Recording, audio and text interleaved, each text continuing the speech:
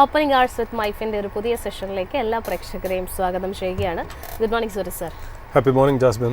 Sir, ഏതായാലും നമുക്ക് തുടർച്ചയായിട്ടുള്ള ഒരു 5ാമത്തെ ദിവസമാണ് മാർക്കറ്റ് ഇന്നലെ ഇടിവിൽ ക്ലോസ് ചെയ്തത്. ഇന്നത്തെ ആദ്യത്തെ മിനിറ്റിലൊരു റിയാക്ഷൻസ് നോക്കുന്ന സമയത്ത് വളരെ ഫ്ലാറ്റ് നോട്ടിലുള്ള ഒരു ട്രേഡിംഗ് ആണ് കാണുന്നത്. അറ്റ് ദ സെയിം ടൈം 25,000 എന്നുള്ള ഒരു ലെവലിലേക്ക് എത്തി നിൽക്കുന്നു. മാർക്കറ്റിനെ സംബന്ധിച്ചിടത്തോളം കൃത്യമായിട്ടുള്ള ഒരു ഡയറക്ഷൻ കിട്ടുന്നില്ല എന്ന് വേണം പറയാനായിട്ട്. പ്രധാനപ്പെട്ട ഇൻഡെക്സുകളിലേക്കൊക്കെ തന്നെ വരുന്ന സമയത്ത് ഒരു മിക്സഡ് ആയിട്ടുള്ള വ്യൂ കാണുന്നു. പക്ഷേ പറയത്തക്ക നേട്ടം ഒന്നും തന്നെ ഇതുവരെ ഒരു സെക്ടറൽ ഇൻഡെക്സുകളിലും കാണിക്കുന്നില്ല. ആകെ കൂടി മെറ്റലും എനർജി മേഖലയിലുമാണ് 0.5% ഒരു മൂവ്മെന്റ് ഉള്ളത് എന്ന് തന്നെ പറയേണ്ടിയിരിക്കുന്നു. ഓട്ടോ ഇൻഡെക്സ് ഇന്നും ഡൗൺ ആണ് 0.5%. IT ഇൻഡെക്സ് വളരെ ഫ്ലാറ്റ് നോട്ടിലുള്ള ഒരു ട്രേഡിംഗ് കാഴ്ചവെക്കുകയാണ്. എഗെയിൻ മറ്റ് പ്രധാനപ്പെട്ട ഇൻഡെക്സുകളിൽ ഓയിൽ ആൻഡ് ഗ്യാസ് ഒരല്പം പോസിറ്റിവിറ്റി പ്രകടമാക്കുന്നുണ്ട്. സർ, എന്തൊക്കെയാണ് മറ്റ് പ്രധാനപ്പെട്ട അപ്ഡേറ്റ്സ് ഇന്ന് നമുക്ക് ആദ്യ മിനിറ്റിൽ ഷെയർ ചെയ്യാനുള്ളത്? ജാസ്മിൻ, ആദ്യം തന്നെ നമ്മൾ കഴിഞ്ഞ ആഴ്ചയാണെന്ന് തോന്നുന്നു നമ്മുടെ സ്പോട്ട്ലൈറ്റ് സ്റ്റോക്കിലേക്ക് നമ്മൾ GE ഷിപ്പിങ്ങിൻ്റെ ബിസിനസ്സിനെ നമ്മൾ അവതരിപ്പിച്ചു. എങ്ങനെയാണ് GE ഷിപ്പിംഗ് ബിസിനസ് നടത്തുന്നത്, എന്താണ് അവർക്ക് ഇന്ത്യൻ മാരിടൈം ഇൻഡസ്ട്രിയിലുള്ള റോൾ എന്നൊക്കെ പറയുന്നതിൻ്റെ കൂടെ തന്നെ ആമുഖമായി ഇൻട്രൊഡക്ഷനായിട്ട് നമ്മൾ പറഞ്ഞു വെച്ചത് ഷിപ്പിംഗ് ഇൻഡസ്ട്രിയിൽ നമ്മൾ വളരെ ഓപ്റ്റിമിസ്റ്റിക് ആണെന്നും അതിനകത്ത് ഗവൺമെൻറ് പല കാര്യങ്ങളും ചെയ്യാൻ ഉദ്ദേശിക്കുന്നുണ്ടെന്നും കൂടെ പറഞ്ഞു വെച്ചത്.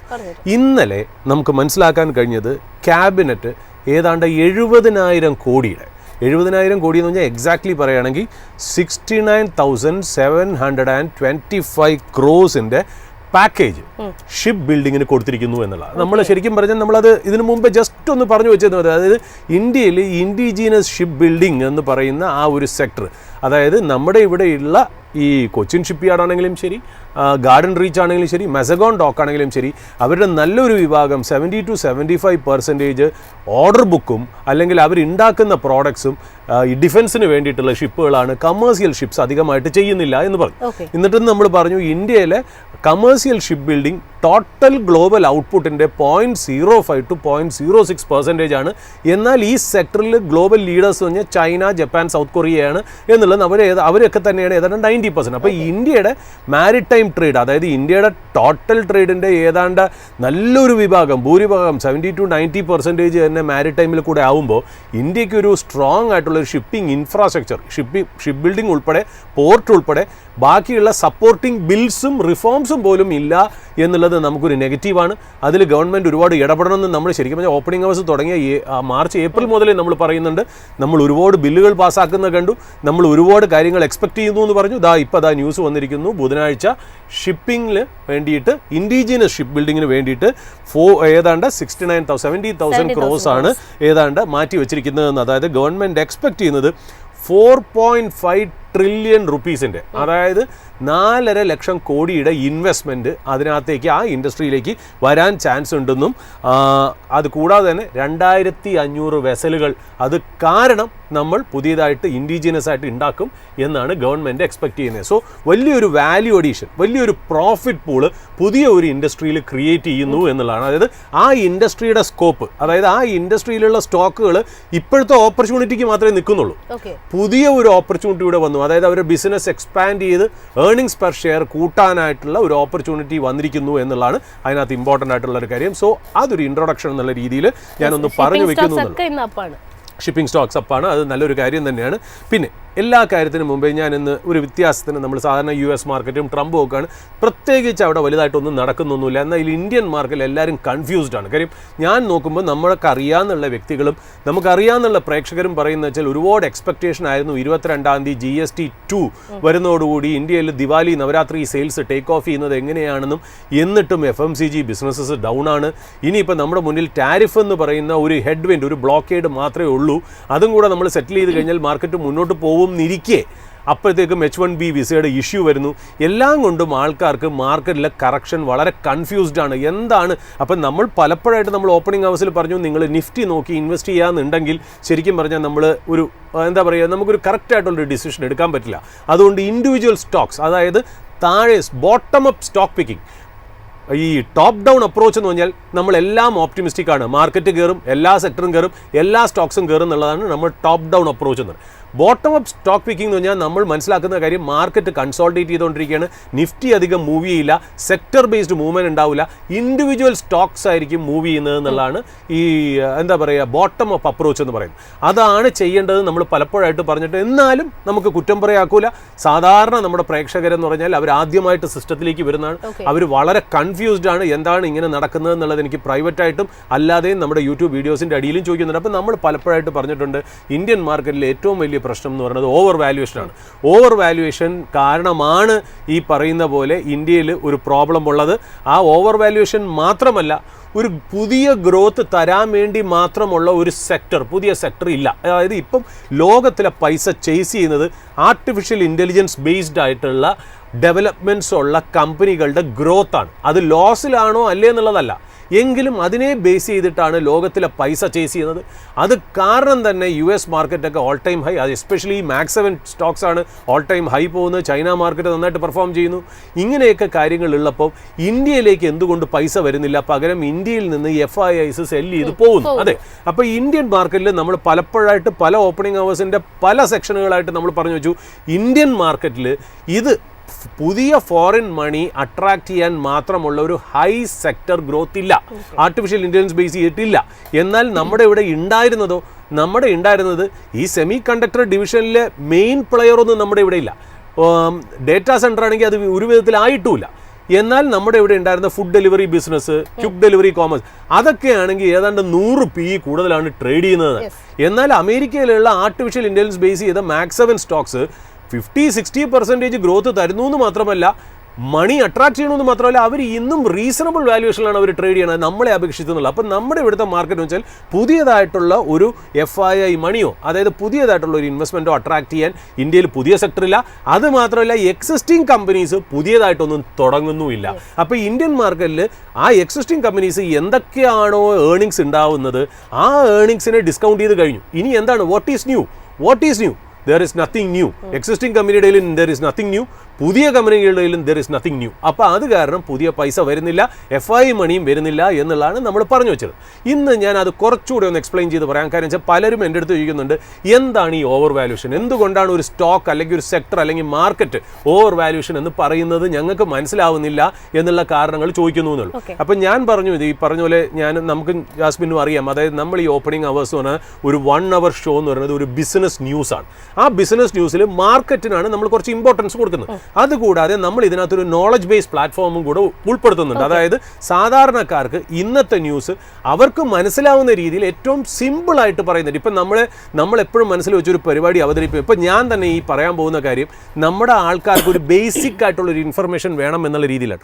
അല്ലാണ്ട് മാർക്കറ്റിൽ ഏതാണ്ട് 10 കൊല്ലം 20 കൊല്ലവും ഫിനാൻസും സ്റ്റോക്ക് വാല്യൂഷനൊക്കെ പഠിച്ച ഒരു വ്യക്തിക്കല്ല ഞാൻ കമ്മ്യൂണിക്കേറ്റ് ചെയ്യുന്നത്. അങ്ങനെയുള്ളവരുടെ അടുത്താണ് കമ്മ്യൂണിക്കേറ്റ് ചെയ്യണമെങ്കിൽ ഞാൻ എൻ്റെ സ്ക്രിപ്റ്റും എൻ്റെ സംസാരവും മാറ്റണം. അത് പറയാൻ ഞാൻ ഗിയർഡപ്പുമാണ്. എത്ര ദിവസം വേണമെങ്കിലും ക്ലാസ് എടുക്കാം. അപ്പം നമ്മളിപ്പോൾ ഓൺ കണ്ടീഷൻ ദാറ്റ് നിങ്ങൾക്ക് എല്ലാവർക്കും ബേസിക് ആയിട്ടുള്ള കാര്യം, അതാണല്ലോ ഒരു മലയാളം ചാനൽ എന്ന രീതിയിലും അല്ലെങ്കിൽ നമ്മുടെ ഒരു ഡ്യൂട്ടി അല്ലെങ്കിൽ മാൻഡേറ്റ് എന്ന് പറയുന്നത് അതാണല്ലോ. അതായത് ഇൻഫർമേഷൻ പകർന്നു കൊടുക്കുക എന്നുള്ളതാണ് നമ്മൾ ചെയ്യുന്നത്. അതിന് വേണ്ടിയിട്ട് നമ്മൾ ഇന്ന് ഈ ഓവർ വാല്യൂഷൻ എന്താണെന്നുള്ളത് നമുക്ക് അറിയാവുന്ന രീതിയിൽ ബേസിക് രീതിയിൽ കോംപ്ലിക്കേറ്റ് ചെയ്യാതെ, പല വശങ്ങളുണ്ട് എന്നാലും സിമ്പിളായിട്ട് മനസ്സിലാക്കി കൊടുക്കാൻ ഞാൻ ശ്രമിക്കാം.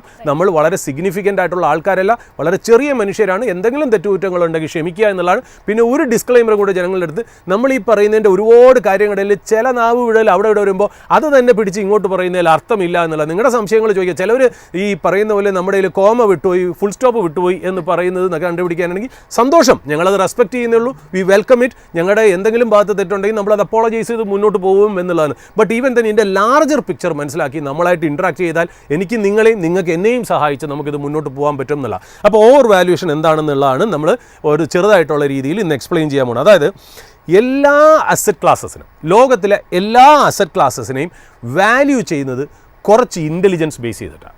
ആ ഇൻ്റലിജൻസ് ആവാം, ഇൻഫർമേഷൻ ആവാം, അല്ലെങ്കിൽ ഒരു ഫണ്ടമെൻ്റൽ ഡേറ്റ ആവും. ഞാൻ പറഞ്ഞിട്ടുണ്ടെങ്കിൽ എല്ലാ അസറ്റ് ക്ലാസിൻ്റെ പുറകിലും ഒരു മാനദണ്ഡമുണ്ട് അത് വാല്യൂ ചെയ്യാൻ. അത് എന്ത് അസറ്റ് ക്ലാസ്സോ ആയിക്കോട്ടെ അതൊരു മാനദണ്ഡമാണ്. അപ്പം ഞാൻ ഓവർ വാല്യൂഷൻ പഠിപ്പിച്ചു തരാൻ ഒരു അസറ്റ് ക്ലാസ് ഞാൻ ഉദാഹരണമായിട്ട് എടുക്കണമെങ്കിൽ നമുക്ക് എല്ലാവർക്കും അറിയാമെന്നുള്ള ഏറ്റവും സിമ്പിളസ്റ്റ് ആയിട്ടുള്ള അസറ്റ് ക്ലാസ് ജനിക്കുമ്പോൾ മുതൽ നമുക്കറിയാമെന്നുള്ളത് റിയൽ എസ്റ്റേറ്റാണ്. അപ്പോൾ റിയൽ എസ്റ്റേറ്റിൻ്റെ ഒരു എക്സാമ്പിൾ വെച്ചിട്ടാണ് ഞാൻ ആക്ച്വലി ഓവർ വാല്യൂഷൻ എന്താണെന്ന് ഞാനൊന്ന് പരിചയപ്പെടുത്താൻ ശ്രമിക്കുന്നത്. അതിന് ഇക്വലൻ്റ് ആയിട്ട് സ്റ്റോക്സ് എന്താണെന്ന് നമുക്ക് മനസ്സിലാക്കാൻ ശ്രമിക്കാം എന്നുള്ള. അപ്പം നമ്മളൊരു റിയൽ എസ്റ്റേറ്റ് എടുക്കാം. റിയൽ എസ്റ്റേറ്റ് ഒരു ഏരിയ, അതൊരു സ്ട്രീറ്റ് ആണെന്ന് വിചാരിക്കുക. ആ സ്ട്രീറ്റിൽ അപ്പുറത്തും ഇപ്പുറത്തും കുറേ പ്രോപ്പർട്ടീസ് ഉണ്ട്.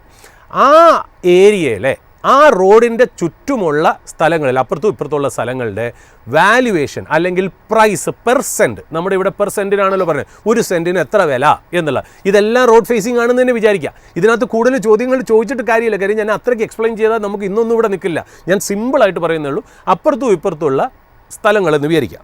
അതിനെ എന്തൊക്കെ ആയിരിക്കാം ഇൻഫ്ലുവൻസ് ചെയ്യുന്നത്, എന്തായിരിക്കും ഫണ്ടമെൻ്റൽസ്, എന്തായിരിക്കും ഇൻ്റലിജൻസ്, എന്താണ് മാർക്കറ്റ് ഡേറ്റ എന്നുള്ളത് നോക്കാം. അവിടുത്തെ വില വരാൻ കാര്യം, അതായത് 3 കാര്യങ്ങൾ കൊണ്ടായിരിക്കാം അവിടുത്തെ റിയൽ എസ്റ്റേറ്റ് പ്രൈസ് നിശ്ചയിക്കുന്നത്. ഒന്നെന്ന് പറയുന്നത് ഇൻ്റലിജൻസ്. ഇൻ്റലിജൻസ് എന്ന് പറഞ്ഞാൽ എന്താ, അവിടെയുള്ള കുറച്ച് മാനദണ്ഡങ്ങൾ, ഫണ്ടമെൻ്റൽ പാരാമീറ്റേഴ്സ്, അവിടുത്തെ കുറച്ച് ഡേറ്റാസാണ് ഞാൻ ഇൻ്റലിജൻസ് എന്ന് പറയുന്നത്. അത് ഒരു റീസൺ അവിടുത്തെ റിയൽ എസ്റ്റേറ്റ് പ്രൈസ് നിശ്ചയിക്കാൻ കാര്യം. രണ്ടാമത്തെ റീസൺ എക്സ്റ്റേണൽ ഫാക്ടേഴ്സ്. ഒരു എക്സ്റ്റേണൽ ഫാക്ടർ കാരണം ഇവിടുത്തെ റിയൽ എസ്റ്റേറ്റ് പ്രൈസസിനെ നിശ്ചയിക്കാവുന്ന ചാൻസസ് ഉണ്ട്. മൂന്നാമത് ഡിമാൻഡ് ആൻഡ് സപ്ലൈ. എത്ര പേർക്ക് അവിടെ ഡിമാൻഡും സപ്ലൈയും വേണ്ടി വരും, എത്ര പേർക്ക് അവിടെ ആവശ്യമുണ്ട് എന്നുള്ളത്. ഇങ്ങനത്തെ 3 കാര്യങ്ങളാണ് അവിടുത്തെ റിയൽ എസ്റ്റേറ്റ് പ്രൈസസിനെ ഡിറ്റർമിൻ ചെയ്യുന്നത്. ഞാൻ ഇനി അത് ഓരോന്നായിട്ട് എക്സ്പ്ലെയിൻ ചെയ്യാം. ഞാൻ ഒന്നാമത്തെ റീസൺ പറഞ്ഞു. ഒരു റീസൺ അവിടുത്തെ റിയൽ എസ്റ്റേറ്റ് പ്രൈസസിനെ ഡിറ്റർമിൻ ചെയ്യുന്നത് മാർക്കറ്റ് ഇൻ്റലിജൻസ് അഥവാ ഇൻഫർമേഷൻ, അല്ലെങ്കിൽ ഡേറ്റ, അല്ലെങ്കിൽ ഫണ്ടമെൻ്റൽസ് എന്ന് മനസ്സിലാക്കാം.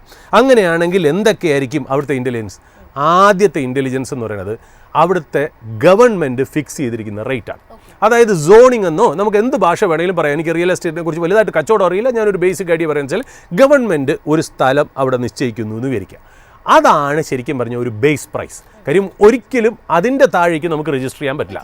നമ്മുടെ സ്റ്റാമ്പ് പേപ്പറും അല്ലെങ്കിൽ സ്റ്റാമ്പ് ഡ്യൂട്ടിയും രജിസ്ട്രേഷനും ഒക്കെ ആ ലെവലിന് മുകളിലേക്ക് വരണം എന്നുള്ളതുകൊണ്ട് അതൊരു മാനദണ്ഡമായിട്ട് എടുക്കുന്നു. ഗവൺമെൻറ് ഫിക്സ് ചെയ്ത പ്രൈസാണ് ശരിക്കും പറഞ്ഞാൽ ഒരു ബേസ് എന്ന് പറയുന്നത്. അതാണ് ഫസ്റ്റ് ഇൻ്റലിജൻസ് അല്ലെങ്കിൽ ഫസ്റ്റ് ഫണ്ടമെൻ്റൽ പാരാമീറ്റർ. രണ്ടാമത്, ഇനി ബേസിക് ആയിട്ടുള്ളൊരു വില നിശ്ചയിച്ചു അല്ലേ ഗവൺമെൻറ്. അതിന് മുകളിൽ എത്രയാണ് ആൾക്കാർ പ്രീമിയം കൊടുക്കാൻ താല്പര്യപ്പെടുന്നത്. ഇപ്പോൾ ഒരു സ്ഥലത്തെ വില 1,00,000 ആണ് ഗവൺമെൻറ് വെച്ചിരുന്നെങ്കിൽ അതേ വിലയ്ക്കല്ല നടക്കുന്നത്, അതിൻ്റെ മുകളിലാണ് നടക്കുന്നത്. ആ മുകളിൽ നടക്കുന്നതിനെ നമ്മൾ പ്രീമിയം എന്ന് പറയും. ആ പ്രീമിയം എന്തൊക്കെ കാരണങ്ങൾ കൊണ്ടാണ് വരുന്നതെന്നുള്ളതാണ് ഒരു കാര്യം. അതിനകത്ത് പ്രീമിയം എന്തുകൊണ്ട് കൊടുക്കും നമ്മൾ നോക്കുകയാണെങ്കിൽ അതൊരു ക്ലീൻ ഡോക്യുമെൻ്റാണ്, ക്ലീൻ പ്രോപ്പർട്ടിയാണ്. ആ പ്രോപ്പർട്ടി നല്ല എസ്തെറ്റിക്കലി കാണാൻ നല്ലതാണ്, നല്ല ലൊക്കേഷനിലാണ്, നല്ല സൺലൈറ്റ് ഉണ്ട്, നല്ല വിൻഡ് ഉണ്ട്, അവിടെ നിന്ന് നല്ല വ്യൂ ഉണ്ട്, ഇതിൻ്റെ പേപ്പറുകളും ഡോക്യുമെൻസും എല്ലാം പക്ക, അതിൻ്റെ ഓണറും നല്ല കുടുംബസ്ഥൻ എന്നിങ്ങനെയുള്ള കുറേ കാര്യങ്ങൾക്ക് ട്രാൻസാക്ഷൻ എളുപ്പം നടക്കും, അതിന് ലോണില്ല എന്നുള്ള കാരണങ്ങളൊക്കെ ഒരു കാര്യം. എസ്തെറ്റിക്സിനെ ബേസ് ചെയ്ത് ഒരു കാര്യമാണ് നമ്മൾ ഗവൺമെൻറ് ഫിക്സ് ചെയ്തതിനേക്കാളും ഒരു പ്രീമിയം കൊടുക്കാനുള്ള ഒരു കാരണം. രണ്ടാമത്തെ കാരണം എന്തായിരിക്കാം? ഒരു എക്സ്പെക്റ്റേഷൻ. അതായത് ഒരു പ്രീമിയം കൊടുക്കുന്നതിന് ഒരു എക്സ്പെക്റ്റേഷൻ വേണമല്ലോ. എക്സ്പെക്റ്റേഷൻ എന്താ? നമ്മുടെ അടുത്ത് അവിടെ പറയുന്നു, വിൽക്കുന്നവർ പറയുന്നു, അല്ലെങ്കിൽ അവിടുത്തെ ബ്രോക്കേഴ്സ് പറയുന്നു, അല്ലെങ്കിൽ അവിടുത്തെ ഒരു ഇൻഫർമേഷനാണ്. എന്താണ്? ഇതിൻ്റെ അടുത്ത് കൂടി മെട്രോ ലൈൻ വരും, ഗവൺമെൻറ് അതിനെക്കുറിച്ച് ആലോചിക്കുന്നുണ്ട്. ആ മെട്രോ ലൈൻ വന്നു കഴിഞ്ഞാൽ പിന്നെ നമ്മൾ കേട്ടിട്ടില്ലേ സാധാരണ ഈ റിയൽ എസ്റ്റേറ്റ് ഡീലേഴ്സ് പറയുന്ന പോലെ ഈ നിശ്ചിത സ്ഥലത്തിൽ നിന്നും അടുത്തായിട്ട് ആരാധനാലയങ്ങൾ, ആശുപത്രികൾ, സ്കൂളുകൾ, കോളേജുകൾ. അപ്പോൾ ഞാനത് മാനദണ്ഡമായിരിക്കാം. അതായത് ഈ സ്ഥലത്തിന് അടുത്തായിട്ട് മെട്രോ വരും, മെട്രോ വരികയാണെങ്കിൽ ഹോസ്പിറ്റൽസ് വരും, ഹോസ്പിറ്റൽസ് വരികയാണെങ്കിൽ സ്കൂൾസ് വരും, കോളേജസ് വരും, ആരാധനാലയങ്ങൾ വരും, ചേർച്ച് വരും, മോസ്ക് വരും, ടെമ്പിൾസ് വരും. ഇതെല്ലാം എക്സ്പെക്റ്റേഷനാണ്, ഒന്നും വന്നിട്ടില്ല. അപ്പോൾ ഈ കാരണങ്ങളും ഈ റിയൽ എസ്റ്റേറ്റിൻ്റെ പ്രീമിയത്തിനൊരു കാരണമാവുന്നു. ക്ലീൻ ഡോക്യുമെൻറ്റ്സ്, രണ്ടാമത് ഈ പറയുന്ന പോലെ എക്സ്പെക്റ്റേഷൻസ്. ഈ 2 കാരണത്താലാണ് ശരിക്കും പറഞ്ഞാൽ നമ്മുടെ എക്സ്പെക്റ്റേഷൻ പാരാമീറ്റേഴ്സ് വരുന്നത്.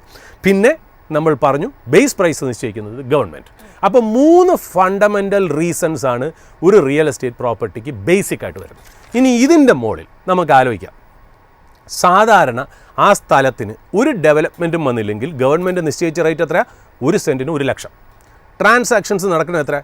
1,25,000 പെർ സെൻറ്റിനോ 1,50,000 പെർ സെൻറ്റിനോ നടന്നുകൊണ്ടിരിക്കുന്ന സ്ഥലത്ത് പെട്ടെന്ന് പ്രീമിയം വരുന്നു. കാരണം എന്താ? എക്സ്പെക്റ്റേഷൻ വന്നു. What is that expectation? Metro rail വരാൻ, പിന്നെ നമ്മൾ ഈ പറഞ്ഞ പോലെ schools, hospitals, colleges, religious institutions ഒക്കെ വരാൻ ചാൻസ് ഉണ്ട്. അപ്പോൾ നമ്മൾ പറയും ഇവിടുന്ന് 1 കിലോമീറ്ററിനുള്ളിൽ ഇത് ഹോസ്പിറ്റൽ വരുന്നു, 1.5 കിലോമീറ്ററിനുള്ളിൽ സ്കൂളുകൾ, കോളേജ് വരുന്നു എന്നിങ്ങനെ എക്സ്പെക്റ്റേഷൻ ബിൽഡ് ചെയ്യുമ്പോൾ 1.25, 1.5 lakh per സെൻറ്റിൽ നിന്നും സെൻറ്റിൻ്റെ വില 5 ലക്ഷമായി കൂടുന്നു പെർ സെൻറ്റ്. ശരിയല്ലേ? ഇതാണ് സാധാരണ നടക്കുന്നത്. അങ്ങനെയാണല്ലോ ഒരു എക്സ്പെക്റ്റേഷൻ വരുന്നതെന്ന് വിചാരിക്കാം. പിന്നെ മൂന്നാമത് നമ്മൾ പറഞ്ഞു, അങ്ങനെ നമ്മൾ ഒരു എന്താ പറയുക, ഒരു basic valuation, market intelligence, macro ഫണ്ടമെൻ്റൽസിൽ 1 ലക്ഷം വരുന്ന സെൻറ്റിൻ്റെ വില 5 ലക്ഷമായി ഉയർന്നു. ഒന്നാമത്തെ റീസൺ. രണ്ടാമത് നമ്മൾ പറഞ്ഞു എക്സ്റ്റേണൽ ഫാക്ടേഴ്സ് കൊണ്ടും വില കൂടാം. അപ്പോൾ നമ്മൾ എക്സ്റ്റേണൽ ഫാക്ടേഴ്സ് എന്താ? ഇങ്ങനെയൊക്കെ ഒരു പോസിബിലിറ്റി വരുമ്പോൾ നമ്മടുത്ത് അവിടെ നമ്മൾ മനസ്സിലാക്കുന്നു വേറൊരു സ്ഥലം ഇതേപോലെ ഉണ്ടായിരുന്നു, അവിടെയും സെൻറ്റിന് 1 ലക്ഷം പെർ സെൻറ്റ് ആയിരുന്നു. അവിടെ മെട്രോ വന്നതിന് ശേഷം സ്കൂൾ വന്നു, കോളേജ് വന്നു, ആരാധനാലയങ്ങൾ വന്നു, ഇതെല്ലാം വന്നത് കാരണം അവിടെ 5 ലക്ഷമായി. അപ്പോൾ അതുകൊണ്ട് ഇവിടെ ഇൻവെസ്റ്റ്മെൻറ്റ് ഓപ്പർച്യൂണിറ്റി ഉണ്ട്. അതാണ് ഞാൻ പറഞ്ഞത് എക്സ്റ്റേണൽ ഫാക്ടേഴ്സ്. എക്സ്റ്റേണൽ ഫാക്ടേഴ്സും നമ്മുടെ ഈ വിലയെ 1 ലക്ഷത്തിൽ നിന്ന് 5 ലക്ഷത്തിൻ്റെ പ്രീമിയത്തിലേക്ക് ആക്കാം, അല്ലേ? അതാണ് അതിൻ്റെ കാര്യം. ഇനി മൂന്നാമത്തെ കാര്യം എന്ന് പറഞ്ഞാൽ ഡിമാൻഡ് ആൻഡ് സപ്ലൈ. ആ ഡിമാൻഡ് ആൻഡ് സപ്ലൈ എന്ന് പറയുന്നത് എന്താ? ഇപ്പോൾ 5 ലക്ഷമാണ് പെർസെൻറ്റ്, അല്ലേ? അവിടെ 5.5 ലക്ഷത്തിനും സെല് ചെയ്യാൻ ആൾക്കാരുണ്ടാവും, 6 ലക്ഷത്തിന് ചോദിക്കുന്നവരുണ്ടാവും, 4.5 ലക്ഷം ചോദിക്കുന്നവരുണ്ടാവും, 4,85,000 ചോദിക്കുന്നവരുണ്ടാവും, അല്ലേ? അങ്ങനെ അവരെല്ലാവരും പല രീതിയിൽ ചോദിക്കും. കുറേ സെല്ലേഴ്സ് ആ റേറ്റ് പറയും, കുറേ ബയേഴ്സ് അവിടെ പറയും. സെല്ലേഴ്സിനെക്കാട്ടിലും കൂടുതൽ ബയേഴ്സ് ആണെങ്കിൽ ഈ വില സെറ്റിൽ ചെയ്യാൻ പോകുന്നത് 5.5-ക്കും 6 ലക്ഷത്തിനുമാണ്. ഓക്കെ, സെല്ലേഴ്സാണ് കൂടുതൽ, ബയേഴ്സ് കുറവാണ്. അതായത് ഡിമാൻഡ് കുറവാണെങ്കിൽ അത് സെറ്റിൽ ചെയ്യാൻ പോകുന്നത് 5 ലക്ഷത്തിന് താഴെ 4.85 4.5 ആയിരിക്കും. നമുക്ക് അതിൻ്റെ ഓപ്റ്റിമിസ്റ്റിക് കണ്ടീഷനിൽ തന്നെ എടുക്കാം. നമുക്ക് ആലോചിക്കാം, ഈ പറയുന്ന പോലെ ആൾക്കാർ ഒരുപാട് പേര് അതിൻ്റെ പുറകെ വരുന്നു, എന്നാൽ അവിടെ 10 പ്ലോട്ടുകളേ ഉള്ളൂ, അതിനപ്പുറം ഇല്ല. അത് കഴിയുമ്പോൾ ഈ സ്ട്രീറ്റ് തീർന്നു എന്നിരിക്കുക, 5 എണ്ണം അപ്പുറത്ത് 5 എണ്ണം ഇപ്പുറത്ത്. അപ്പോൾ ലിമിറ്റഡ് ആണ് സപ്ലൈ. അപ്പോൾ ആൾക്കാരെല്ലാവരും പറയുന്നത് 5 ലക്ഷത്തിന് മുകളിലാണ്. 6 ഒക്കെ ആണെങ്കിൽ finally number of buyers is more than number of sellers, the price of that property might settle at ₹6 lakhs per cent, അല്ലേ? അങ്ങനത്തെ രീതിയിലേക്ക് അവിടെ വരുന്നു. അങ്ങനെ വാല്യുവേഷൻ എന്ന് പറയുന്നത് 5 ലക്ഷത്തിനും 6 ലക്ഷത്തിനും ഇടയിലായിട്ട് അവിടെ വിർച്വലി ഫിക്സ്ഡ് ആവുന്നു. ശരിയല്ലേ? ഇങ്ങനെയാണ് ഈ ഡീല് നടന്ന് 5 ലക്ഷത്തിനും 6 ലക്ഷത്തിനും നടക്കുന്നു. പിന്നെ സെല്ലർ ചോദിക്കുന്നു. ഇനി നമുക്കൊരു സിനാരിയോ 1 നോക്കാം. ഈ സിനാരിയോ 1 എന്താ? മെട്രോ വന്നത് കാരണം സ്കൂൾ വന്നു, കോളേജ് വന്നു, ഹോസ്പിറ്റൽസ് വന്നു, ആരാധനാലയങ്ങൾ വന്നു, ഇതെല്ലാം വന്നു. നല്ല ആൾക്കാർ സിറ്റിയിൽ നിന്ന് അങ്ങോട്ടേക്ക് ട്രാൻസ്ഫറായി, റിട്ടയർഡ് ലൈഫ് നോക്കി വരുന്നവരുണ്ട്, നല്ല പണക്കാരുണ്ട്, നല്ല ലൈഫ് സ്റ്റൈൽ ഉള്ളവരുണ്ട്. അങ്ങനെ വന്നപ്പോൾ അവിടെ നല്ല റെസ്റ്റോറൻറ്റ്സ് വന്നു, നല്ല റോഡുകൾ വന്നു, നല്ല സ്ട്രീറ്റ് ലൈറ്റ് വന്നു. അങ്ങനെ വന്ന് കാര്യങ്ങളെല്ലാം പഴയ ബേസിൽ നിന്ന് ഉയർന്ന് സ്റ്റാൻഡേർഡ് ഓഫ് ലൈഫ് ഉയർന്നു പോകുമ്പോൾ 5 ലക്ഷത്തിനും 6 ലക്ഷത്തിനും സെൻറ്റിന് പറഞ്ഞിരുന്ന സ്ഥലത്ത് നിന്ന് അത് 7 ആവുന്നു, 7.25 ആവുന്നു, 7.5 ആവുന്നു, 8 ആവുന്നു. പുതിയ ആൾക്കാർ വരുന്നു, എന്നാൽ സ്ഥലം ലിമിറ്റഡ് ആയിട്ടേ ഉള്ളൂ. ഇങ്ങനെയാണ് ഒരു ഐഡിയൽ സിനാരിയോ 1-ൽ വില ഉയർന്നു പോകുന്നത്. അതായത് നമ്മൾ എന്തൊക്കെ എക്സ്പെക്റ്റ് ചെയ്തോ അതൊക്കെ വരുന്നു, അതിനേക്കാളും കൂടുതൽ വരുന്നു. ഇങ്ങനെ ആ വില കയറി പോണു. ഇതാണ് സിനാരിയോ 1. ഇനി സിനാരിയോ 2 നമുക്ക് ആഘോഷിച്ച് നോക്കാം. സപ്പോസ് ആർക്കെങ്കിലും ഈ പറയുന്ന പോലെ ഈ മെട്രോയും വന്നില്ല, ഈ ജ്യോതിയും വന്നില്ല, ചന്ദ്രനും വന്നില്ല എന്ന് നമ്മൾ രേവതി കിൽക്കത്തി പറഞ്ഞ പോലെ മെട്രോയും വന്നില്ല, സ്കൂളും വന്നില്ല, ഹോസ്പിറ്റലും വന്നില്ല, റിലീജിയസ് ഇൻസ്റ്റിറ്റ്യൂഷൻസും ഒന്നും സിനാരിയോ 2-ൽ വന്നില്ല എന്ന് വിചാരിക്കാം. എന്ത് പറ്റും? 5 ലക്ഷത്തിന് പോയിരിക്കുന്ന സ്ഥലം എന്ത് പറ്റും? കുറയും. തീർച്ചയായിട്ടും അത് പതുക്കെ 4.5 ആവും, 4 ആവും, 3 ആവും, 3.5 ആവും. അവസാനം മേടിക്കാൻ ആളില്ലാതെയാവും. അവസാനം ആർക്കെങ്കിലും കാശിന് ആവശ്യമുണ്ടെങ്കിൽ 1 ലക്ഷം ചോദിച്ചിരുന്ന സ്ഥലത്ത് ചിലപ്പോൾ 50,000 രൂപയ്ക്ക് വരെ ഈ സ്ഥലം വിറ്റ് പോവാം എന്നുള്ളത്. അതായത് number of buyers becomes lesser and number of sellers becomes higher.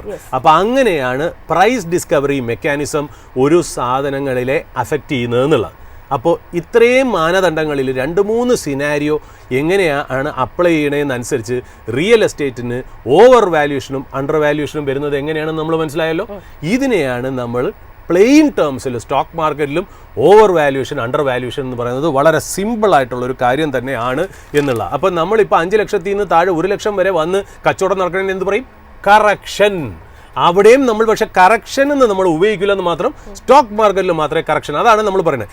Real എസ്റ്റേറ്റിൽ കൊണ്ടുവരുന്ന ബ്രെയിൻ അല്ല നമ്മൾ സ്റ്റോക്ക് മാർക്കറ്റിലേക്ക് കൊണ്ടുവരുന്നത്. അതാണ് ഇവിടുത്തെ പ്രശ്നം. നമുക്കിപ്പോൾ സ്റ്റോക്ക് മാർക്കറ്റിലേക്ക് നമുക്ക് ഈ എക്സാമ്പിളിനെ ഒന്ന് എക്സ്റ്റെൻഡ് ചെയ്യാം. നമ്മളൊന്ന് നോക്കുക. ഒരു കമ്പനി ഉണ്ടെന്ന് വിചാരിക്കാം. ആ കമ്പനിയുടെ ഷെയറിൻ്റെ പ്രൈസ്, അതായത് മാർക്കറ്റ് പ്രൈസ് എന്നാണ് ഞാൻ ഇനി അതിനെ പറയാൻ പോകുന്നത്. CMB അഥവാ മാർക്കറ്റ് പ്രൈസ്. അതായത് നമ്മുടെ ഷെയർ മാർക്കറ്റിൽ അതിനെ ഇപ്പോൾ നിങ്ങൾ ടെർമിനൽ നോക്കാൻ നേരത്ത് കാണുന്ന പ്രൈസ് എത്ര? ₹500 ആണെന്ന് വിചാരിക്കാം. 500 രൂപയുടെ സ്റ്റോക്ക്.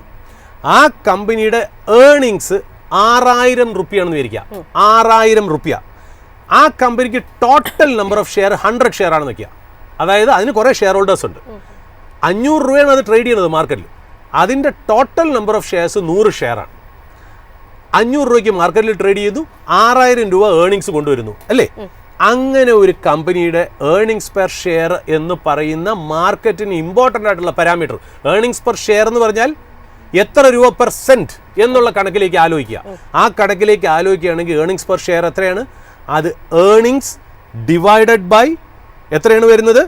നമ്പർ ഓഫ് ഷെയർസ് അല്ലേ? അല്ല, മാർക്കറ്റ് ഏർണിങ്സ് പെർ ഷെയർ എന്ന് പറയുന്നത് എത്രയാണ്? Earnings divided by number of shares. 6000 രൂപയാണ് ഏർണിംഗ്. നമ്പർ ഓഫ് ഷെയർസ് 100 ആണ്. 6000 divided by 100 is equal to 60 രൂപ EPS അല്ലേ? 60 രൂപ EPS. സ്റ്റോക്കിൻ്റെ പ്രൈസ് മാർക്കറ്റിൽ 500 രൂപ. ഏർണിങ്സ് 6000 രൂപ. നമ്പർ ഓഫ് ഷെയർസ് 100 അല്ലേ? ഇനി നമുക്ക് 500 രൂപയുടെ കമ്പനി 500 രൂപ മാർക്കറ്റിൽ ട്രേഡ് ചെയ്യുന്നു. EPS 60 രൂപയാണെന്ന് നമുക്ക് മനസ്സിലായി. അങ്ങനെയാണെങ്കിൽ ഈ കമ്പനി എത്ര PE-യിലാണ് ട്രേഡ് ചെയ്യുന്നത്? ആ PE കണ്ടുപിടിക്കാൻ മാർക്കറ്റ് പ്രൈസ് ആയിട്ടുള്ള 500-നെ ഈ ഏർണിങ്സ് പെർ ഷെയർ ആയിട്ടുള്ള 60 കൊണ്ട് ഡിവൈഡ് ചെയ്യണം. അപ്പോൾ നമുക്ക് മനസ്സിലാവും 8.3 PE. അതായത് വേറെ ഒന്നുമല്ല, 100 ഷെയറുള്ള ഒരു കമ്പനി, 100 ഷെയറുള്ള കമ്പനി ഏൺ ചെയ്യുന്നത് എത്ര? 6000 രൂപ. 6000 രൂപ ഏൺ ചെയ്യണ 100 ഷെയറുള്ള കമ്പനി മാർക്കറ്റിൽ ട്രേഡ് ചെയ്യുന്ന പ്രൈസ് 500 രൂപ. അതിൻ്റെ ഏർണിങ്സ് പെർ ഷെയർ 60 രൂപയാണെങ്കിൽ അത് 8.3 PE-യിൽ ട്രേഡ് ചെയ്യുന്നു എന്ന് പറയുന്നു. ഓക്കെ, ഇതാണ് അതിൻ്റെ ബേസിക് കൺസിഡറേഷൻ എന്ന് പറയാം. ഇനി ഈ കമ്പനി സാധാരണ ആ കമ്പനിയുടെ മാനേജ്മെൻറ്റ് അവരുടെ റിസൾട്ട് കഴിയുമ്പോൾ അവർ ചിലപ്പോൾ ഒരു മീഡിയ ഇൻ്റർവ്യൂ, ഒരു TV-യിലോ ഒരു പത്രം വഴിയോ, അല്ലെങ്കിൽ അവർ ഇൻവെസ്റ്റേഴ്സിൻ്റെ കോൺഫറൻസ് കോളിലോ അവരൊരു ഗൈഡൻസ്, അവരുടെ കമ്പനിയുടെ ഫോർവേഡ് ലുക്കിംഗ് ഗൈഡൻസ്, അവരുടെ ഗ്രോത്തിനെ കുറിച്ച് അവർ പറയും. അത് പറയുമ്പോൾ നമ്മളെപ്പോലുള്ള ആൾക്കാർ അത് കേൾക്കുന്നു. അത് നമ്മൾ കോൺ കോളിൽ കൂടെ കേൾക്കാം, ഒരു ഇൻ്റർവ്യൂ ആവാം, അല്ലെങ്കിൽ പത്രങ്ങളിൽ കൂടെ വായിക്കാം. അതിൽ ഞാനുണ്ട്, ജാസ്മിനുണ്ട്, നമ്മുടെ പ്രേക്ഷകരുണ്ട്, കോട്ടക്കിൻ്റെ ബ്രോക്കറേഴ്സും അനലിസ്റ്റുകളും ഉണ്ട്, മോട്ടിലാൽ ഓസ്വാലിൻ്റെ ഉണ്ട്, ജിയോജിത്തിൻ്റെ ഉണ്ട്, ബാങ്ക് ഓഫ് അമേരിക്കയുടെ ഉണ്ട്, മോർഗൻ സ്റ്റാൻലിയുടെ ഉണ്ട്, ജെഫ്രിയുടെ ഉണ്ട്, CLSA ഉണ്ട്, ഗോൾഡ്മാൻ സാക്ക് ഉണ്ട്, നമ്മളിതെല്ലാവരും ഉണ്ട്. അതിൽ അനലിസ്റ്റുകൾ എന്ത് ചെയ്യുന്നു? അനലിസ്റ്റുകൾ മാനേജ്മെൻ്റ് എടുത്ത് ക്വസ്റ്റ്യൻ ചോദിക്കുന്നു. ഇത്രയും കാര്യങ്ങൾ ഞങ്ങൾക്കറിയാം. ഞാൻ പറഞ്ഞ EPS-ഉം PE-യും മാർക്കറ്റ് പ്രൈസും ഒക്കെ ഞങ്ങൾക്കറിയാം. ഞങ്ങൾക്ക് ചോദിക്കേണ്ടത് ഒരു കാര്യം, ഇപ്പം നിങ്ങളുടെ ഏർണിങ്സ് 6000 ആണല്ലോ, ഇത് എത്രയായി കൂടാനുള്ള ചാൻസ് ഉണ്ട്? അപ്പോൾ മാനേജ്മെൻറ്റ് പറയുന്നത് ഞങ്ങൾ എക്സ്പെക്റ്റ് ചെയ്യുന്നു ഇത് 50% ഗ്രോത്ത് ഇതിന് മുകളിൽ വരും. അതായത് 50% ഓഫ് 6000 എന്ന് പറയുന്നത് എത്ര? 3000. 6000-ൻ്റെ കൂടെ 3000 കൂടെ ആഡ് ചെയ്ത് 9000 ആവണമെന്ന് നമ്മൾ ഉടനെ നോട്ട് ചെയ്തെടുക്കണം. മാനേജ്മെൻറ്റ് 50% പറഞ്ഞുള്ളൂ, നമ്മളത് 9000 എന്ന് നോട്ട് ചെയ്തെടുത്തു. നമ്മുടെ രണ്ടാമത്തെ ചോദ്യം, ബേസിക്കായിട്ടാണ് ഞാൻ പറയുന്നത്, രണ്ടാമത്തെ ചോദ്യം, നിങ്ങളുടെ കമ്പനിക്ക് ഇപ്പോൾ 100 ഷെയറാണുള്ളത്. നിങ്ങൾ പ്രിഫറൻഷ്യൽ അലോട്ട്മെൻറ്റ് വഴിയോ അല്ലെങ്കിൽ ഫുള്ളി കൺവേർട്ടബിൾ ഡിവഞ്ചർ വഴിയോ നിങ്ങൾ ഫണ്ട് റേസ് ചെയ്ത് നമ്പർ ഓഫ് ഷെയർസ് 100-ൽ നിന്ന് 120, 130, 140, 200 ആക്കുന്നുണ്ടോ? ഇല്ല. അത് നമ്മൾ എഴുതി വെച്ചു. അഡീഷണൽ ആയിട്ട് ഫണ്ട് റേസിങ്ങും ഇല്ല, കടവും വേണ്ട, ഇത്രയും നമ്പർ ഓഫ് ഷെയർസ് തന്നെ മതി നമ്മൾ എഴുതിച്ചു. എന്നിട്ട് നമ്മൾ നേരെ ഡ്രോയിങ് ബോർഡിൽ പോവാൻ. എന്നിട്ട് നമ്മൾ ഡ്രോയിങ് ബോർഡിൽ പോയിട്ട് നമ്മൾ എന്താ ചെയ്യുന്നത്? നമ്മൾ കാൽക്കുലേഷൻ എടുത്തു, നേരത്തെ കാൽക്കുലേഷൻ എടുത്തു. 6000 divided by number of shares ആണ് ചെയ്തത്. 6000 earnings divided by number of shares 100 നേരത്തെ ചെയ്തത് അടുത്ത് നമ്മൾ 6000 എന്നുള്ള ഫിഗർ 9000 ആക്കി. കാര്യം മാനേജ്മെൻറ്റ് 50% ഗ്രോത്ത് പറഞ്ഞു, എന്നാൽ നമ്പർ ഓഫ് ഷെയർസ് കൂടുന്നില്ല. അപ്പം 9000 ഡിവൈഡഡ് ബൈ 100 ആക്കി. നമുക്ക് കിട്ടി EPS എത്രയാണ്? 90. നേരത്തെ 60 EPS കിട്ടിയിരുന്ന സ്ഥലത്ത് 90 ആയി. അപ്പോൾ എത്രയായി? നമ്മൾ 50% ഗ്രോത്ത് നമ്മൾ EPSലേക്ക് പ്രൊജക്റ്റ് ചെയ്തു അല്ലേ? നമ്മൾ EPSലേക്ക് പ്രൊജക്റ്റ് ചെയ്തിട്ട് നേരത്തെ നമുക്ക് കിട്ടിയ PE എത്രയാണ്? 8.3. ആ 8.3യെ തന്നെ വച്ചിട്ട് നമ്മൾ ഇതിലേക്ക് അങ്ങ് അപ്ലൈ ചെയ്തു. അപ്പോൾ എത്രയാവണം സ്റ്റോക്കിൻ്റെ വില? 8.3 60 റുപ്യ EPSലേക്ക് നമ്മൾ ആഡ് ചെയ്യുകയാണെങ്കിൽ എത്ര വരും എന്നുള്ളതാണ്. അപ്പോൾ എത്ര വരും? 747 റുപ്പീസ് അല്ലേ? അതായത് നേരത്തെ 60 EPS ചെയ്തിരുന്നു. ആ 60 EPS ഇപ്പോൾ 90 ആയി.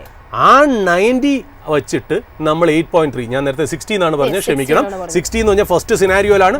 ഇപ്പം ആ 60 EPS എന്ന് പറയുന്നത് 90 EPS ആയി മാറി. ആ 90 EPSന്റെ മുകളിൽ നമ്മൾ സെയിം P 8.3 നമ്മൾ മൾട്ടിപ്ലൈ ചെയ്യാൻ നേരത്ത് എത്ര രൂപയായി?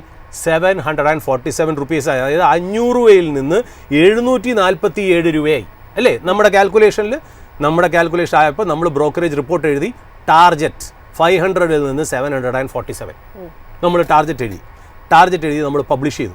അപ്പോൾ സെയിം ആ കമ്പനി എത്രയാണോ EPS ഉണ്ടാക്കിയിരിക്കുന്നത്, 60 റുപ്യ EPS ഉണ്ടാക്കുന്ന കമ്പനി 50% ഗ്രോ ചെയ്ത് 90 EPS ഇനി ഉണ്ടാക്കും.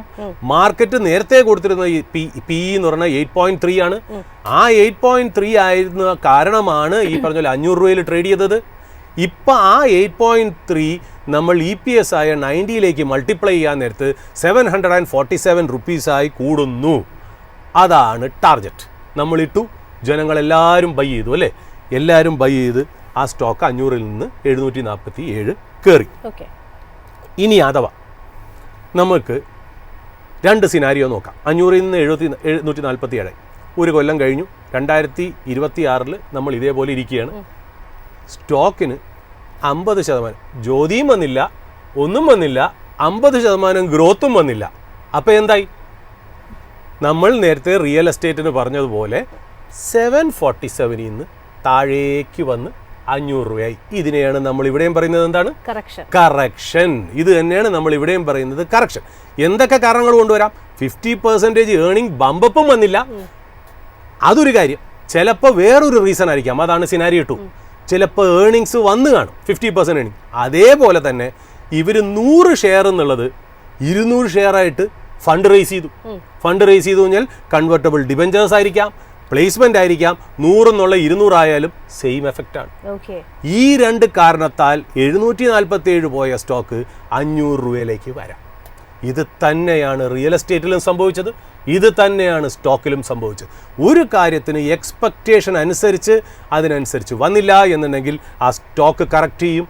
അതിനെയാണ് നമ്മൾ കറക്ഷൻ എന്നും അത് ഓവർ വാല്യൂഷൻ കാരണമാണ് കറക്ഷനും എന്നുള്ള രീതിയിൽ നമ്മൾ പറഞ്ഞു വയ്ക്കുന്നു എന്നുള്ളത്. ഇതാണ് അതിൻ്റെ സിമ്പിൾ ടേംസിൽ റിയൽ എസ്റ്റേറ്റ് ഉപയോഗിച്ച് ഞാൻ എൻ്റെ മാക്സിമം രീതിയിൽ ഞാനൊന്ന് എക്സ്പ്ലെയിൻ ചെയ്യാൻ ശ്രമിക്കുന്നു എന്ന് മാത്രം. അപ്പോൾ ഇതിനകത്ത് ഇപ്പോഴത്തെ ഇന്ത്യൻ മാർക്കറ്റിൻ്റെ പ്രോബ്ലം എന്താണ്?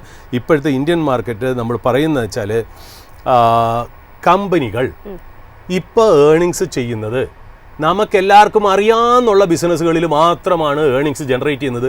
അതിൻ്റെ വാല്യൂഷൻ മാർക്കറ്റ് കൊടുത്തും കഴിഞ്ഞു. അവർ പുതിയതായിട്ട് ഒരു വെർട്ടിക്കലും അവർ ക്രിയേറ്റ് ചെയ്യുന്നില്ല. ആ വെർട്ടിക്കലിൽ നിന്നും ഒരു പുതിയ പൈസ വരുന്നുമില്ല. ഞാൻ നേരത്തെ ഷിപ്പ് ബിൽഡിങ്ങിൽ പറഞ്ഞു, ഇപ്പോൾ ഷിപ്പ് ബിൽഡിംഗ് കമ്പനികൾ നിൽക്കുന്നത് ഇപ്പോഴത്തെ ഏർണിംഗ് സാഹചര്യങ്ങളിലാണ്. ഇവിടെ നിന്ന് ഷിപ്പ് ബിൽഡിംഗ് എന്ന് പറയുന്ന ഒരു പുതിയ സാധനം കൂടി വരുമ്പോൾ അഡീഷണൽ ആയിട്ടുള്ള റവന്യൂ നിങ്ങളുടെ എക്സിസ്റ്റിംഗ് റവന്യൂ പൂളിലേക്ക് വരുന്നു എന്ന് പറഞ്ഞ പോലെ കമ്പനികൾക്ക് അങ്ങനെ ഒരു സംഭവമില്ല. അതുമാത്രമല്ല, ഒരു കമ്പനിയും പുതിയതായിട്ടുള്ള സാധനത്തിൽ നിന്ന് ഇറങ്ങുന്നു എന്ന് മാത്രമല്ല, പുതിയതായിട്ടുള്ള സാധനങ്ങളിൽ പുതിയ കമ്പനികൾ വരുന്നുമില്ല. ഇപ്പോൾ സെമി കണ്ടക്ടറിൻ്റെ കാര്യം, ആർട്ടിഫിഷ്യൽ ഇൻ്റലിജൻസിൻ്റെ കാര്യം, എൻവിഡിയ ചെയ്യുന്ന ഒരു കാര്യവും ഇന്ത്യൻ കമ്പനികൾ ചെയ്യുന്നില്ല.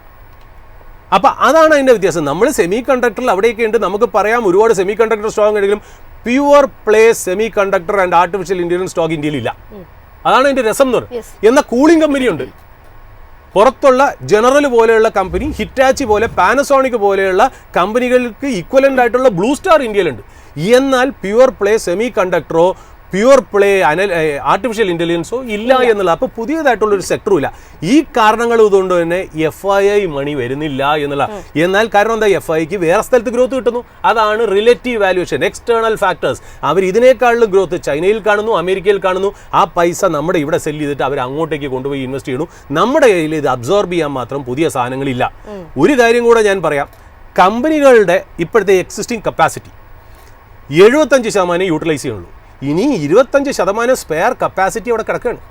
ആ സ്പെയർ കപ്പാസിറ്റിയും കൂടെ തീർന്നാൽ മാത്രമേ ഇവർ പുതിയ കപ്പാസിറ്റിക്ക് പോകുള്ളൂ. അപ്പോൾ ഇപ്പോഴത്തെ സാഹചര്യങ്ങളിലുള്ള സെയിൽസ് മാത്രമേ നടക്കുന്നുള്ളൂ. അത് മാർക്കറ്റ് ഡിസ്കൗണ്ട് ചെയ്ത് കഴിഞ്ഞു.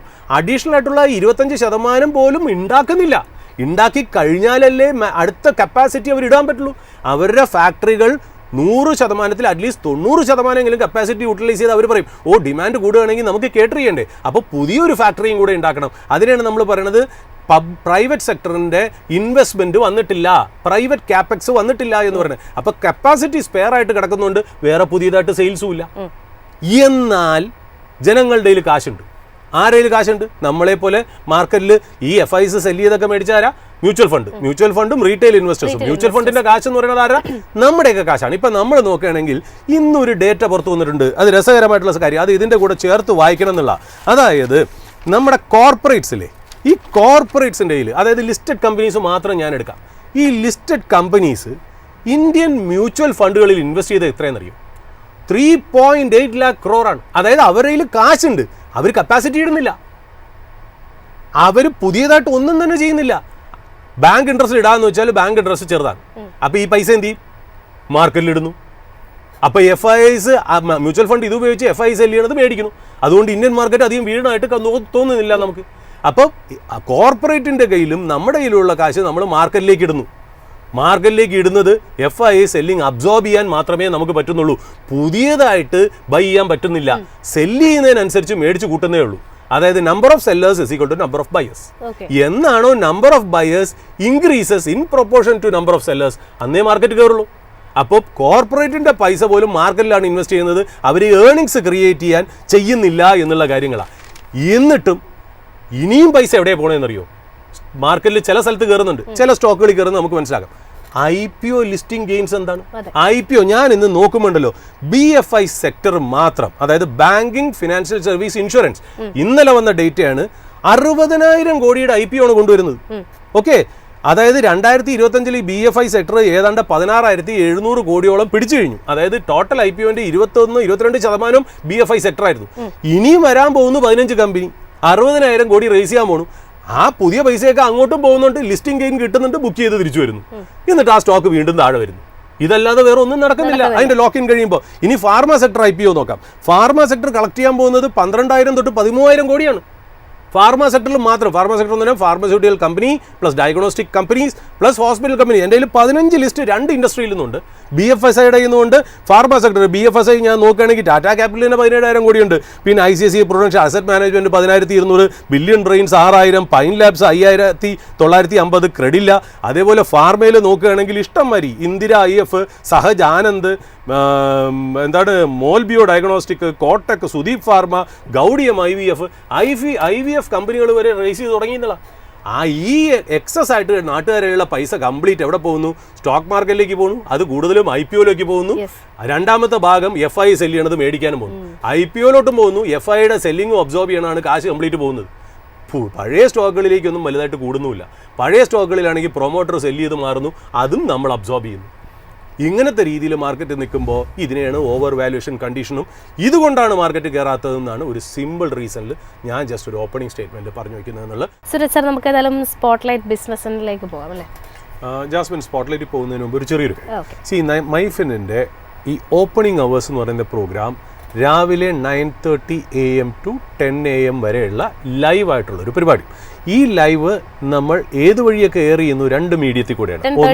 10:30 വരെ 9:30 to 10:30 നമ്മൾ യൂട്യൂബിലും ലൈവ് പോകുന്നു, മൈഫിൻ്റെ ആപ്പിലും. മൈഫിൻ്റെ ആപ്പ് നമ്മുടെ ആൻഡ്രോയിഡിലും നമ്മുടെ ആപ്പിൾ സ്റ്റോറിലും ഇത് അവൈലബിൾ ആണ്. ഇത് ഡൗൺലോഡ് ചെയ്യാം. അപ്പോൾ ആ ആപ്പിലും യൂട്യൂബിലും 9:30 മുതൽ 10:30 വരെ ലൈവായി പോകുന്ന ഒരു പരിപാടിയാണ് നമ്മുടെ ഓപ്പണിംഗ് അവേഴ്സ് എന്ന്. ഇത് കഴിഞ്ഞ് യൂട്യൂബിൽ ഇതിൻ്റെ റെക്കോർഡിംഗ് വരുന്നത് ഏതാണ്ട് ഒരു 12 കഴിഞ്ഞാണ് സാധാരണ നമ്മൾ റെക്കോർഡിംഗ് പോസ്റ്റ് ചെയ്യാറ്. നമ്മുടെ ആപ്പും യൂട്യൂബും തമ്മിലുള്ള വ്യത്യാസം വെച്ചാൽ ആപ്പിൽ ഇത് കൂടാതെ തന്നെ നമ്മുടെയൊക്കെ തന്നെ എക്സ്ക്ലൂസീവ് ആയിട്ടുള്ള ഒരു കണ്ടന്റ് ഉണ്ട്. അത് കഴിയുന്നതും യൂട്യൂബിലില്ല. യൂട്യൂബിൽ കുറച്ച് കണ്ടന്റ്സ് മാത്രമേ ഉള്ളൂ എന്നുള്ളതാണ് ആപ്പിൻ്റെ ഒരു അഡ്വാൻറ്റേജും ആപ്പിൻ്റെ ഒരു പ്രത്യേകത. അപ്പോൾ അതുകൊണ്ട് ഒരുപാട് പേര് നമ്മുടെ ആപ്പും ഡൗൺലോഡ് ചെയ്യുന്നുണ്ടെന്നല്ല.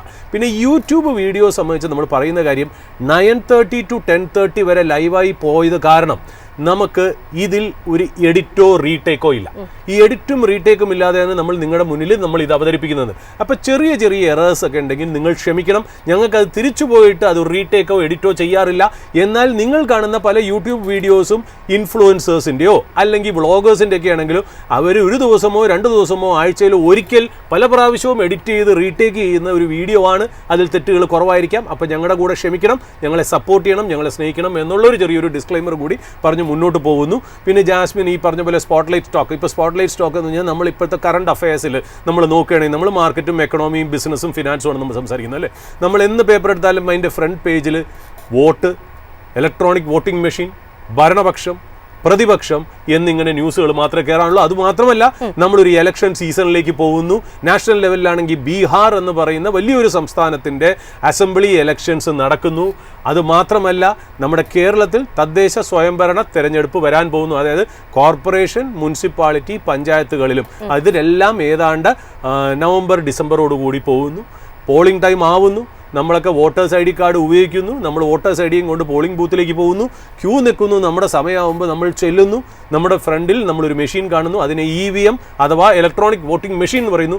നിങ്ങൾക്ക് ഇഷ്ടമുള്ള കാൻഡിഡേറ്റിനെയോ നിങ്ങൾക്ക് ഇഷ്ടമുള്ള പാർട്ടിക്ക് അഗെയിൻസ്റ്റ് ആയിട്ട് നിങ്ങൾ ഞെക്കുമ്പോൾ അവിടെയും ഉണ്ടൊരു സ്റ്റോക്ക് ഐഡിയ. അതാണ് ഭാരത് ഇലക്ട്രോണിക്സ് എന്ന് പറഞ്ഞാൽ. ഈ ഭാരത് ഇലക്ട്രോണിക്സ് ഇന്ന് കയറി എന്ന് ജാസ്മിൻ പറയുമ്പോൾ ഞാനൊന്ന് ചെറുതായിട്ടൊന്ന് തിരിച്ചു പോകുമായിരുന്നു. കാര്യം ഞാൻ സ്പോട്ട്ലൈറ്റ് സ്റ്റോക്സിലും ഇന്നലെ ഞാൻ എഴുതി വെച്ച് ഭാരത് ഇലക്ട്രോണിക്സ് ആയിരുന്നു എന്നുള്ള. അപ്പോൾ ഭാരത് ഇലക്ട്രോണിക്സ് എന്ന് പറയുന്നതാണ് നമ്മുടെ ഇന്നത്തെ ഒരു സ്പോട്ട്ലൈറ്റ് സ്റ്റോക്ക് ഐഡിയ എന്ന് പറയുന്നത്. ഭാരത് ഇലക്ട്രോണിക്സ് എന്ന് പറഞ്ഞാൽ 1954 ഫൗണ്ട് ചെയ്ത മിനിസ്ട്രി ഓഫ് ഡിഫൻസിന്റെ കീഴിലുള്ള ഒരു നവരത്ന PSU കമ്പനിയാണ്. നവരത്ന PSU കമ്പനിയാണ് അതിൻ്റെ പ്രൈമറി ഫോക്കസ് എന്ന് പറഞ്ഞാൽ design, development and manufacturing. Design ചെയ്യും, അത് ഡെവലപ്പ് ചെയ്യും, അത് മാസ്സായിട്ട് കൺസംഷന് വേണ്ടി മാനുഫാക്ചർ ചെയ്യും. എന്തൊക്കെ സാധനങ്ങൾ? Advanced electronic products four which industry? Mainly defence. അപ്പോൾ ഡിഫൻസ് ഇൻഡസ്ട്രിക്ക് മെയിനും കുറച്ച് സിവിലിയൻസിനും വേണ്ടിയിട്ടാണ് അവരുണ്ടാക്കുന്നത് എന്നുള്ളത്. അപ്പോൾ അവരുടെ ടോട്ടൽ ഭാരത് ഇലക്ട്രോണിക്സിൻ്റെ റവന്യൂവിൻ്റെ 70-75 തൊട്ട് 80% വരെ ഡിഫൻസ് റിലേറ്റഡ് പ്രോഡക്ട്സിൻ്റെ സെല്ലിംഗ് ആണ് അവർക്ക് വരുന്നത്. ഉദാഹരണത്തിന് നമ്മൾ പറയുകയാണെങ്കിൽ ഡിഫൻസ് ഇലക്ട്രോണിക്സ് എന്ന് തന്നെ പറയാം. ഡിഫൻസ് ഇലക്ട്രോണിക്സ് എന്ന് പറയുമ്പോൾ റഡാർ, കമ്മ്യൂണിക്കേഷൻ സിസ്റ്റം നമ്മൾ ആർമി ഉപയോഗിക്കുന്ന റേഡിയോസ് ഒക്കെ കമ്മ്യൂണിക്കേഷൻ സിസ്റ്റമായിട്ട് നമുക്ക് പറയാം. Electronic warfare system, naval Kombat management system, missile system എന്നിങ്ങനെ ഒരുപാട് സാധനങ്ങളിൽ ഇവർ ഡിഫൻസിൻ്റെ കീഴിൽ വരുന്നുണ്ട്. ഡിഫൻസ് ഇലക്ട്രോണിക്സിൻ്റെ കീഴിൽ വരുന്നുണ്ട്. അതാണ് 70 തൊട്ട് 80% വരെ ഇവരെ ടോട്ടൽ റവന്യൂവിൻ്റെ ഷെയർ എന്ന് പറയും. ഇനി വരുന്നത് സിവിലിയനാണ്. ഈ സിവിലിയനിലാണ് ശരിക്കും പറഞ്ഞാൽ നമ്മൾ നോക്കേണ്ടത് എന്തൊക്കെയാണ് നമ്മുടെ ലൈഫിനെ അഫക്റ്റ് ചെയ്യുന്ന സാധനങ്ങൾ. നമുക്കറിയാം, അതായത് നോൺ ഡിഫൻസ് സാധനങ്ങളിലാണല്ലോ നമ്മൾ സിവിൽ എന്ന് പറയുന്നത്. നമ്മൾ ഈ പറയുന്ന പോലെ ഇലക്ട്രോണിക് വോട്ടിംഗ് മെഷീൻ അതിനെ ചേർത്ത് വന്ന് അന്ന് പ്രതിപക്ഷവും ഭരണപക്ഷവും അങ്ങോട്ടും ഇങ്ങോട്ടും എന്താ പറയുക ഫൈറ്റ് ചെയ്യുന്ന വിവിപാറ്റും ഇലക്ട്രോണിക് വോട്ടിംഗ് മെഷീനും ഉണ്ടാക്കുന്നത് ഒരു കമ്പനി ഇവരും കൂടെയാണ് എന്ന് പറയുന്നു. വേറെ കുറച്ച് കമ്പനികളും കൂടെ ഞാൻ അതിലേക്ക് പോകുന്നില്ല, അതിനുള്ള സമയവും നമ്മുടെ മുന്നിൽ ഇല്ലെന്നുള്ള. പിന്നെ ഈ ഹോംലാൻഡ് സെക്യൂരിറ്റി സ്മാർട്ട് സിറ്റി സൊല്യൂഷൻസിന് വേണ്ടിയിട്ട് നമ്മുടെ CCTV cameras, traffic management system, അതിൻ്റെ കമാൻഡ് സെൻറ്റർ, ഇതുമെല്ലാം ഭാരത് ഇലക്ട്രോണിക്സ് ചെയ്യുന്നുണ്ട്. പിന്നെ നമ്മൾ വേറെ ഒന്നും വേണ്ട. നമ്മളിപ്പോൾ ഒരു സിവിൽ ഏവിയേഷൻ, അതായത് എയർപോർട്ടിലേക്ക് നമ്മൾ പോകുന്നു. നമ്മൾ ബാഗേജ് നമ്മൾ ശരിക്കും പറഞ്ഞാൽ ചെക്ക് ചെയ്യുന്നു. ഈ ബാഗേജ് സ്കാനറും ഭാരത് ഇലക്ട്രോണിക്സ് ഉണ്ടാക്കുന്നുണ്ട്, വേറെ കമ്പനികളും ഉണ്ടാക്കുന്നത്. ഭാരത് ഇലക്ട്രോണിക്സ് അവിടെ ഉണ്ട് എന്നുള്ളതാണ് ഞാൻ പറയുന്നത്. പിന്നെ എനർജി എന്ന് പറയുന്ന വെർട്ടിക്കലിൻ്റെ കീഴിൽ ഇവർക്ക് സോളാർ പവർ പ്രോഡക്ട്സ് ഉണ്ട്, സ്മാർട്ട് മീറ്റേഴ്സ് ഉണ്ട്, ഇലക്ട്രിസിറ്റി മീറ്റർ, സ്മാർട്ട് മീറ്ററും ഉണ്ടാക്കുന്ന പ്രോജക്റ്റിലേക്ക് ഇവരുണ്ട്. ഇവർക്ക് ഹെൽത്ത് കെയറിലുണ്ട്, അതായത് വെന്റിലേറ്ററൊക്കെ ഉണ്ടാക്കുന്ന ഒരു ഡിവിഷനുണ്ട്, ടെലിമെഡിസിൻ കിറ്റ് ഉണ്ടാക്കുന്ന ഡിവിഷൻസും ഇവരുണ്ട്. പിന്നെ ഫിനാൻഷ്യൽ സർവീസസിലും ഇവർക്ക് ചെറിയ പ്രസൻസ് ഉണ്ട്. അതായത് ഈ സൈബർ സെക്യൂരിറ്റി, എൻക്രിപ്ഷൻ ഡിവൈസസ്, ബാങ്ക്സിനും ഗവൺമെൻറ്റ്സും ഒക്കെ വേണ്ടിയിട്ട് ആ ഒരു ഡിവിഷനും കൂടെ അവരെ ഉണ്ടെന്നുള്ളത്. ഇവർക്ക് നല്ല ഒരു ഓർഡർ ബുക്ക് ഉണ്ട്. അതായത് ഡിഫൻസ് ഓർഡർ ബുക്ക് വളരെ കൂടുതലാണ് ഇവർക്ക്. അതായത് 72,000 കോടിയുടെ ഡിഫൻസ് ഓർഡർ ബുക്ക് ഇവർക്ക് ഉണ്ട് എന്നുള്ളത് നമുക്ക് നോക്കണം. FY25 ഒരു റവന്യൂ നോക്കണം, 20,000 crores to 21,000 crores ആണ്. പാറ്റ് എന്ന് പറയുന്നത് 3,500 കോടിയാണ്. ഇബിറ്റ മാർജിൻ, അതായത് ഓപ്പറേറ്റിംഗ് മാർജിൻ 20 to 22% ഉണ്ട്. ഇതിന് എനിക്ക് തോന്നുന്നു 395 ആയിരുന്നു ഇന്നലെ ക്ലോസിങ്ങിന്. ഞാൻ ഇതൊന്ന് സ്പോട്ട് ലൈനിലേക്ക് 404 ആയി എന്നുള്ള മാർക്കറ്റ് ക്യാപ്പ് ഏതാണ്ട് 2,85,992 എന്ന് പറയുന്ന ലെവലിൽ 52 വീക്ക് ഹൈ 436 ആണ്. അതിൻ്റെ അടുത്താണ് ട്രേഡ് ചെയ്യുന്നത്. എനിക്ക് തോന്നുന്നു 52 വീക്ക് ലോ 240 എന്നുള്ള. അപ്പോൾ ഈ ഒരു സ്റ്റോക്കാണ് ഭാരത് ഇലക്ട്രോണിക്സ് എന്നുള്ളത്. ഞാനൊന്ന് റഷ് ചെയ്ത് പോയിന്നേ ഉള്ളൂ, കാര്യം നമുക്ക് ഇന്ന് സമയത്തിൻ്റെ കുറവുണ്ട്. ബട്ട് ഏതായാലും ജസ്റ്റ് ഒരു മിനിറ്റ് 2 മിനിറ്റ് ഉള്ളത് സ്ഥിതിക്ക് ഞാൻ ജസ്റ്റ് 2 കാര്യങ്ങളൂടെ പറയാം. നമുക്ക് ഈ പറഞ്ഞ പോലെ ഡൗ ജോൺസും നമ്മൾ നാസ്ഡാക്കും S&P 500 ഒന്ന് ഡൗൺ ആയിരുന്നു എന്നുള്ളതാണ്. കാരണം അവിടെ സ്റ്റോക്കിനോടുള്ള ആ ഒരു ചെറിയൊരു കറക്ഷൻ ആ ഒരു ഡിപ്പാർട്ട്മെന്റ് നടക്കുന്നുണ്ട്. നമ്മളത് പറയുകയും ചെയ്തു.